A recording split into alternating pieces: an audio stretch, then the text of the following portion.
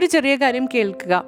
നമ്മൾ എത്രത്തോളം സങ്കടപ്പെട്ടാലും നമ്മൾ എടുക്കുന്ന ചില തീരുമാനങ്ങളാണ് നമ്മളെ നമ്മളാക്കി മാറ്റുന്നത്. ഒരുപാട് വർഷങ്ങൾ ഒരു സംഭവത്തിൻ്റെ പുറകെ തൂങ്ങി നടന്ന് കളഞ്ഞു എന്ന് സങ്കടപ്പെടേണ്ട കാര്യമില്ല.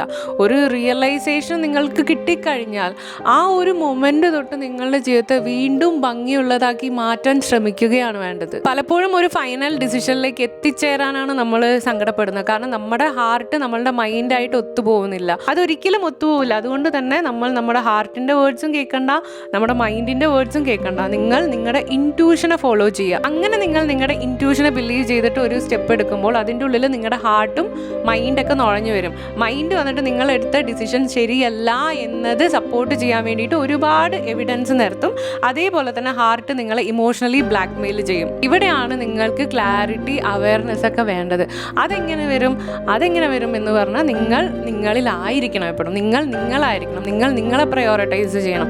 സോ ഇതൊക്കെ ചെയ്യാൻ വേണ്ടിയിട്ട് ഒരു ധൈര്യം വേണം. ആ ഒരു ഡിസിഷനിലേക്ക് എത്തിപ്പെടാൻ വേണ്ടിയിട്ടുള്ള ആ ഒരു ധൈര്യമൊക്കെ വന്നിട്ട് നമുക്ക് ക്ലാരിറ്റി ഉണ്ടെങ്കിലേ നടക്കുള്ളൂ.